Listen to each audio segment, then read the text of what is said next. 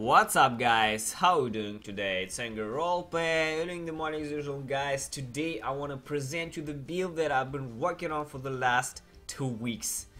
And it's Sunwuko's Tempest Rush Mon build guys.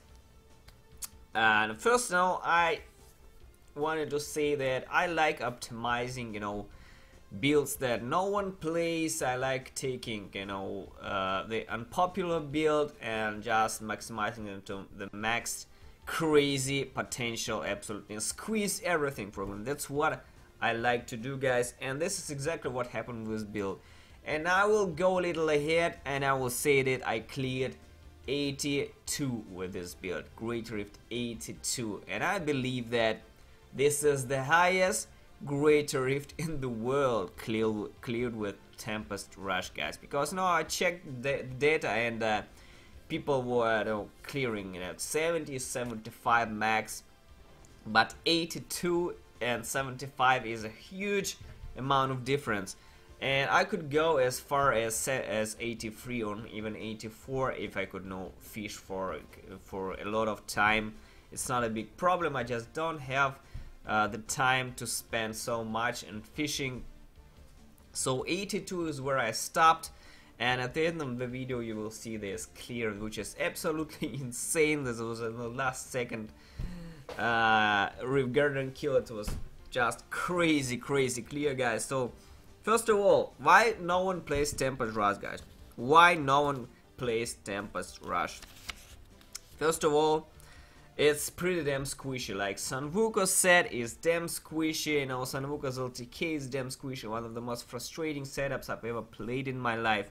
You need 3 layers of damage reduction to effectively survive 80s. You need the Unity, you need the Sweeping Wind and all of that shit. Basically, you need the Mantle of Channeling and all of that stuff guys to just survive the 80s. And it's a channeling build, and it lacks the instant damage that the other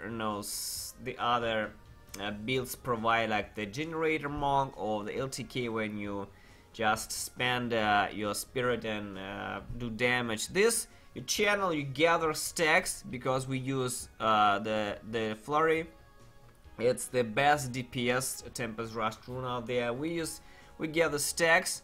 We channel, we gather stacks guys, and then we unleash all the damage. So it's a channeling build. It's not an instant damage.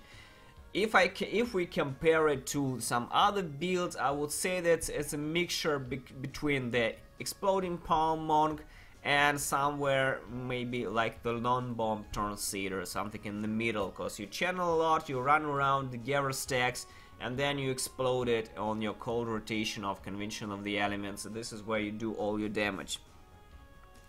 Also, this build lacks speed, moving speed. You can't really dash with this build, because you have to gather stacks and channel, and when you dash you will immediately release all your stacks, and you cannot do this. So you don't dash, so it's pretty damn slow. You run pretty fast, and I don't have problems with this, but most other builds of Monk incorporate dashing, so we don't dash in this build.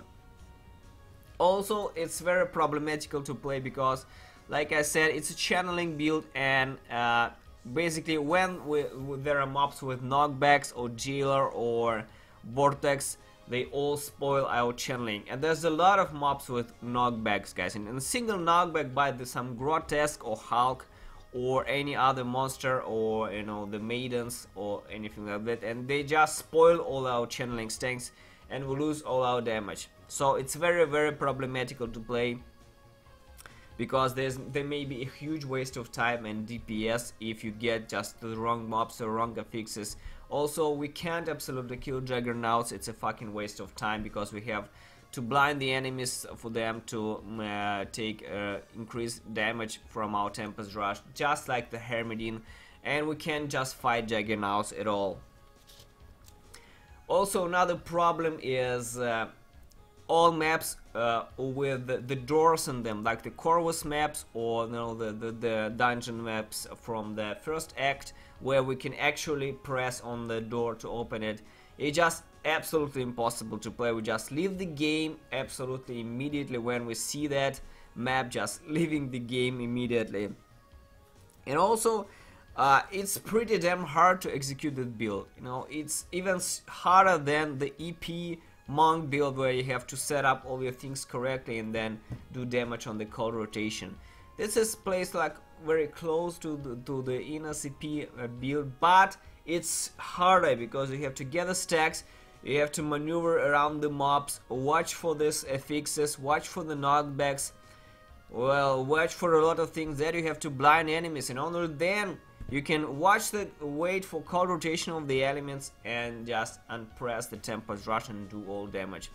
I will tell you the exact sequence how you should play this build later, but I wanted to talk a bit about the Tempest Rush in general and what are the weaknesses. So what are the advantages of Tempest Rush, guys? First of all, you can one-shot elites on the cold rotation of the convention of the elements pretty much in 75 plus. It's not be programmed to one-shot elites in the fucking pieces.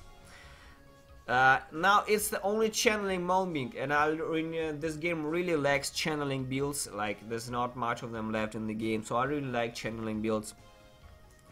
Next, it actually requires a fucking ton of skill to play, guys, unlike, you know, these stupid builds where you can just mash one fucking button or press, you know, something like recovery. This build requires a fucking ton of skill to play. It's very complex.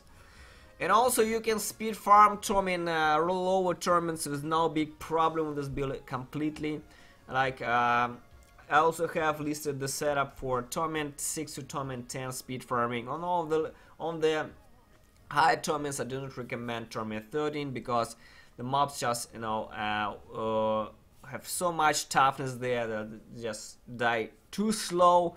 But on low tournaments it's no big problem at all. There's a very effective speed farming build, guys. So this is it.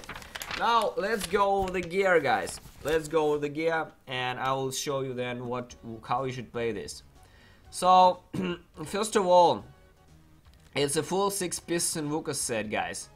The crown should be like this: dex, wit, and hit chance. Now you can also roll Tempest Rush here, but I do not personally recommend it because this build is damn squishy and you need toughness, so vitality is good to have here.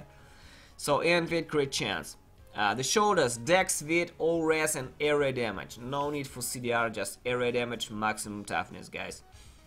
The gloves: dex, wit, critical hit damage, and chance. Area damage will be also great here, but it's not life changing, so max wit, guys, max wit. The chest: dex, wit, and life. Reduced damage from elites will be also great here. The pants: dex, wit, and all res. Absolutely fantastic roll to have, guys, and the secondary will be great to have some kind of resistance because we run with a harmony passive, and harmony is extremely important to have the second resistance. The amulet is also Sunwuko's shines, dex, hit damage, and chance, and the perfect amulet will be cold damage and chance, especially if you don't have the ancient amulet with a lot of dex. Then the cold, crit damage, and chance would be the perfect amulet. The bracers are scissors memento, guys. These bracers, enemies take up to 400 increased damage from your Tempest Rush for 5 seconds after you hit them with blind, freeze, or stun.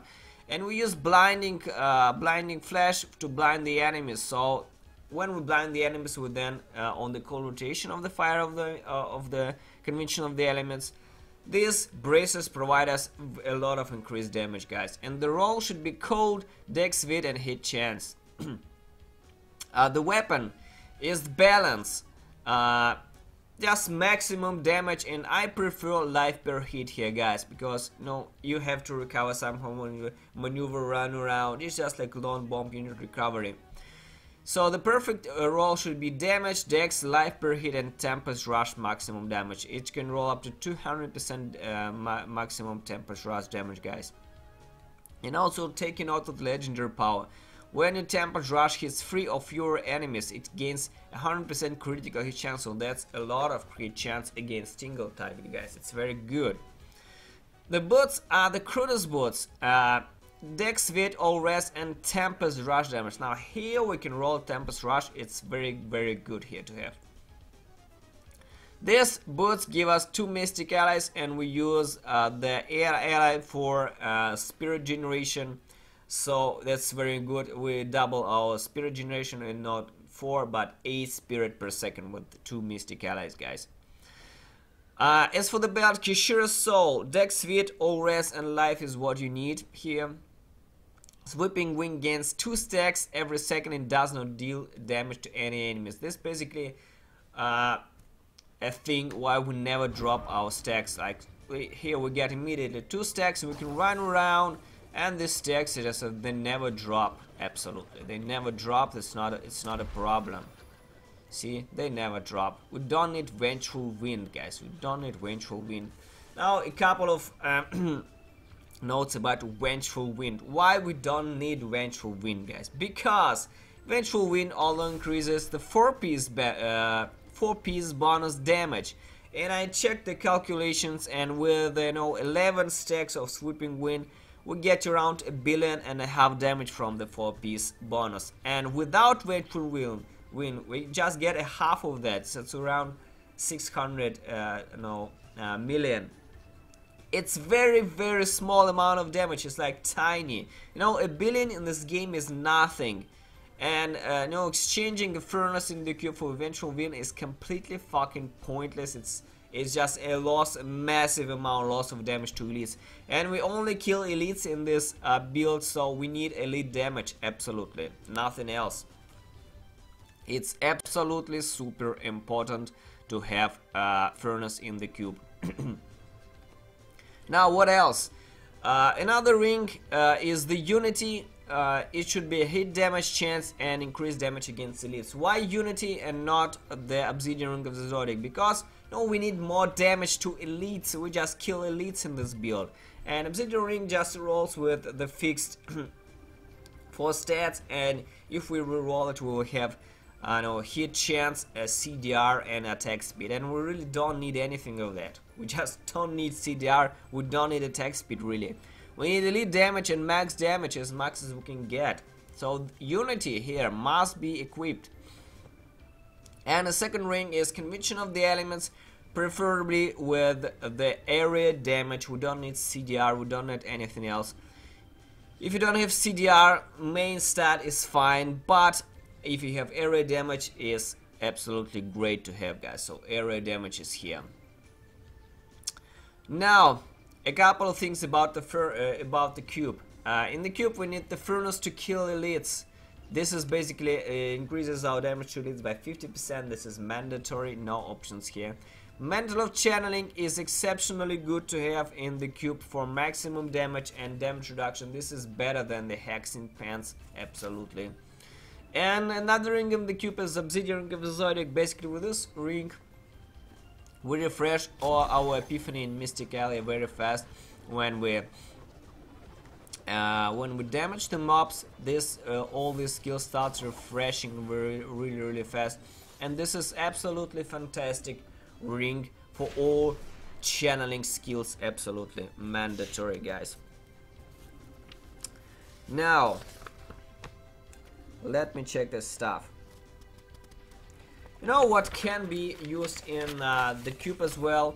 Another thing that you can use is Hexing Pants. Like if you don't have the Mantle of Channeling in the cube for now, you can perfectly use Hexing Pants. It will just increase our Spirit Generation little and increase our damage.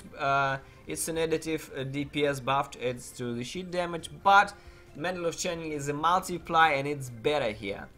Another interesting option that you can use here is Achilles Cuirass, guys. Achilles Cuirass is also possible, but it's very sketchy because your spirit will eventually drop below the 90%, and I do not really recommend Achilles Cuirass. So it's very sketchy. Do not recommend this, guys. Well, what else? Let's go over the legendary gems. Now these gems that you see here, they are for maximized efficiency and DPS. This is the Bean in the Trap that gives you a global multiply for all damage. This has been on the chicken to stack damage against elites, and all. They will be killing elites and the Rift Guardian, and this is just priceless. After a certain amount of time, this gem out damages every gem in the game, so it's very important to kill elites with this gem. And the third gem is optional, and there's a plenty of options that are wrote on Diablo Fans Guide. There's plenty of options, but overall the best DPS option is the Pain Enhancer, guys. Pain Enhancer gives you crits, you gain attack speed, and with your attack speed, your tick rate becomes faster. You spend more spirit, but you do much more damage with this. You know, every channeling build out there, like the Whirlwind Barb, it uses this Pain Enhancer for a reason, because it easily out damages every other gem in like the Taeguk or the Guguk of Swiftness. After a certain point amount, it just out damages everything, because it increases your sheet speed and it increases your tick rate. And every channeling build in this game has a tick rate. Basically all channeling spells tick, and they started ticking faster. You drain your resource faster, but you do much more damage with this, and it's all scales with the density. But so this gem, it out damages everything, and I explain in great detail how different is this between the Taeguk. Like for the basics, we take the Taeguk, and then we compare all the damage if we switch all other gems. We can use also Esoteric Alteration in Guguk of Sweetness, Bane of the Powerful. There's many options here, and I listed them on the Diablo Fans Guide, guys. And you can also see all the differences, like in DPS and toughness between different setups. So another fantastic gem that we can use here, and this is one of my favorite gems for this build, and I think that might be the build that one of the few in the world that actually incorporates the gem, and it's perfect for this build. I ran a lot of 80s with this gem called Invigorating Gemstone, and basically the gameplay is so much smoother, it's so much safer, it's incredible, absolutely. It saves from all jailers, from all knockbacks, from all frozen and all that shit. We can absolutely drop Pain Enhancer and use just Invigorating Gemstone here. It also increases our healing from our life on hit by around 10%, and we get around 10% more life per hit. We get around 50k with the paragon life per hit per second. That's a lot of healing. That's not bad at all. And basically this gem is fantastic. So if you feel like you're very frustrated with the knockbacks, with the jailers and all that shit, use Invigorating Gemstone instead of Pain Enhancer, and the gameplay will be much easier, much smoother, guys. As for the normal gems, they're all diamonds, and then the lower levels, of course, like the Torment 10, if you want to play the speed farming build with the Holy Rune, you can use emeralds. But for the rest, you know, I use the mix of emeralds and diamonds, and the diamond in helm, of course, and the emerald in your weapon, of course. Now, guys, let's go a bit over the skills. Guys. On the left bottom, Tempest Rush Flurry. Now this is the rune that does most damage in our build. It basically starts, you know, building stacks, and if you go over the 100 stacks, it will still keep stacking, so you can still stack this. It doesn't matter. And then when you stop channeling, it explodes in a very pretty close range of 15 yards, guys. 15 yards is a pretty damn close. You know, it's not 20. See, that's like bam. It's a very small area.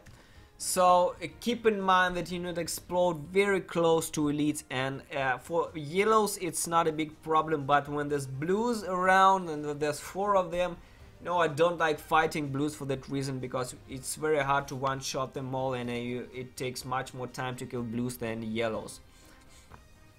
But this rune does most damage out of all runes here, absolutely all runes, guys. And for speed farming build for Torment 10, you should be using the Northern Breeze, the Holy Rune, it's cheaper, and it also does a little more, you know, damage, and you doesn't need to build stacks for this. For Torment 10, just use Northern Breeze over the Holy here, and they are good to go. And for the Torment 10, you should also switch Mantra of Salvation Agility to the Blinding Speed Dashing Strike, guys. And you're good to go. You're good to go, because you don't need to build stacks, guys. This is Torment 10 setup. But for Greater Rift, I will continue explaining the Greater Rift setup here. On the right button, Blinding Flash, Faith in the Light. This is now very small additive damage actually. And Crippling Light is a very good option for damage reduction as well, but I prefer maximizing damage, so Faith in the Light is a little more damage, around 5 to 7% more damage for your build. And there's also Faith in the Light procs our Caesar's Memento, and this is how we maximize our damage on the cold rotation.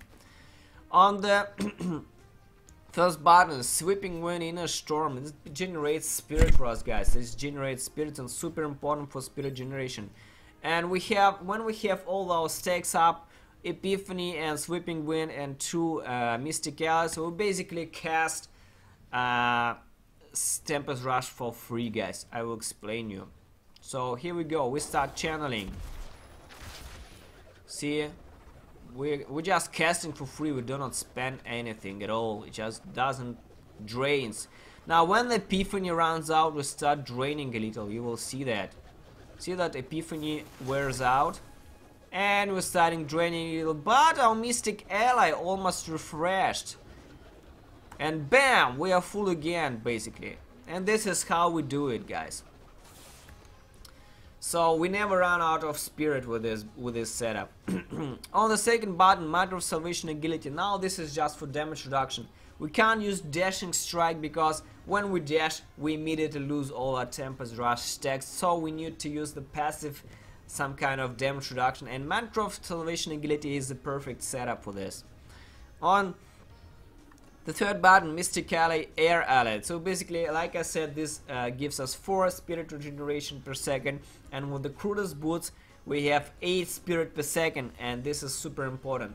And when we refresh this, as well, we gain all our spirit back, and this is, you should watch this and refresh it all the time when you're very low on spirit, like when you have a lot of stacks of Pain Enhancer, which drains our spirit very fast. You need to refresh this spirit with your Mystic Ally. Don't forget, we cannot drop to 0, spirit to 0. Now on this button, Epiphany Desert Shroud, not only this gives the spirit regeneration, but also reduces our damage taken by 50%. That's very good. That's very classic damage reduction skill for every monk out there. As for the passives, Sixth Sense is one of the best damage reduction passive that you can have.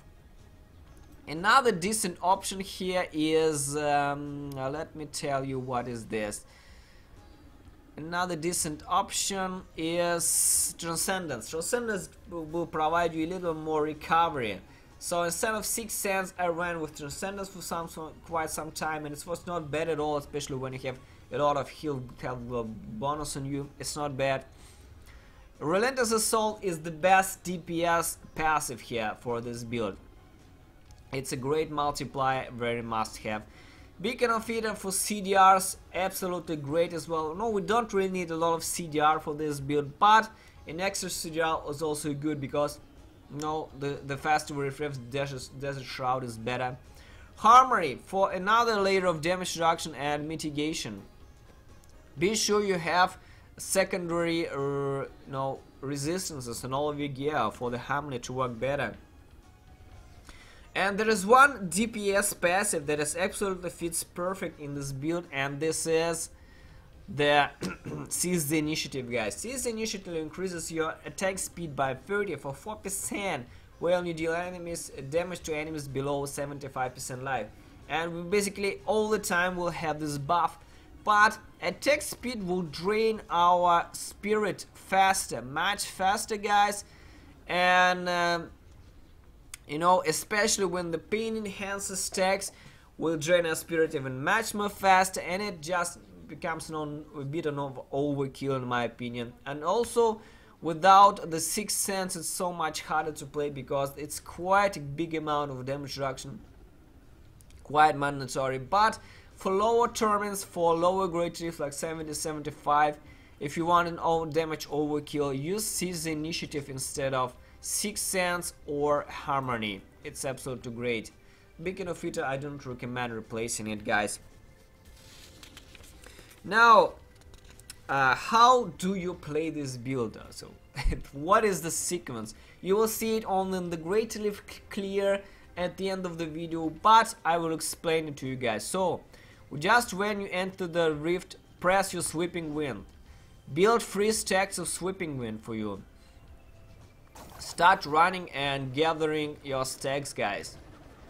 Just when you see the cold rotation, like for example now, the cold rotation will kick in.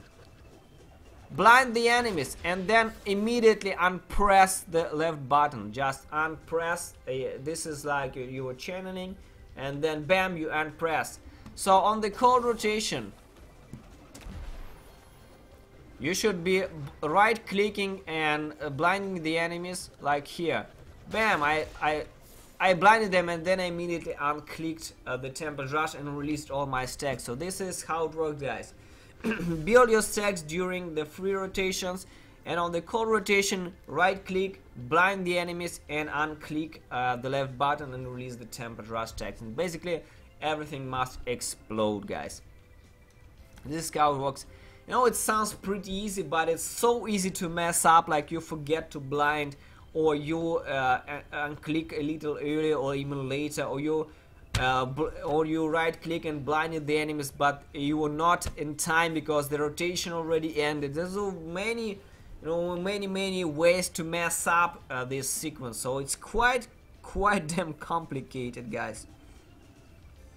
Now, a couple of tips I also wrote on the Diablo fans, but I will say that, like I said, any maps with the doors, just leave the game.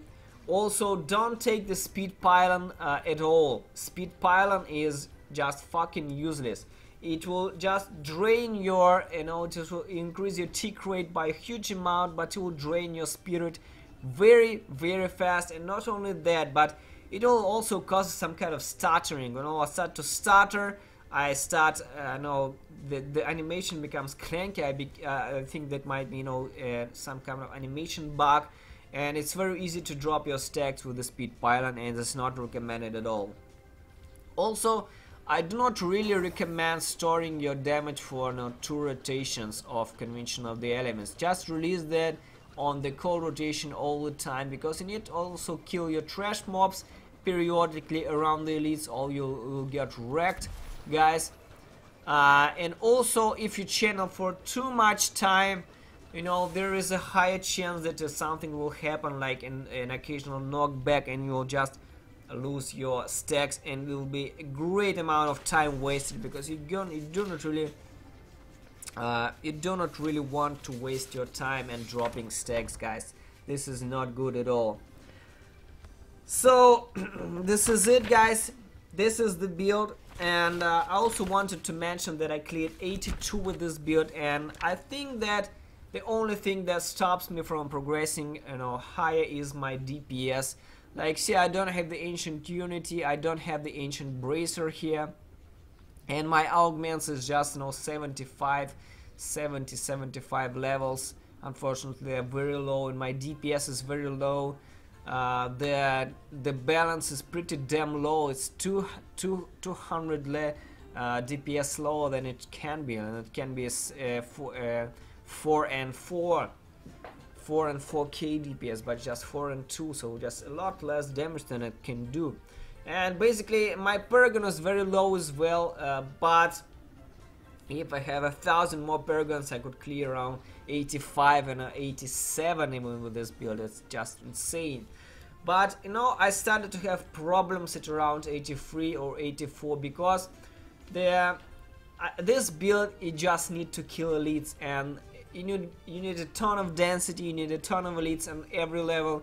And for example, I had a lot of situations where I just went to the rift, and there were elites on one level, and the second level just no elites, and I started dropping my progression, and I just fucking wasted all progression because there were no fucking elites in the level. And this kind of fishing now is kind of frustrating, and this build is quite fishy, but it's exceptionally fun to play, guys. I recommend everyone to try it at least in the 70s, so they can get used to the build and try this setup with the balance in Sunwuko. It's crazy fun, guys. So this is it, guys. Thanks for watching, and take a look at this crazy 82 clear at the end of the video. Thank you very much, guys. See you soon.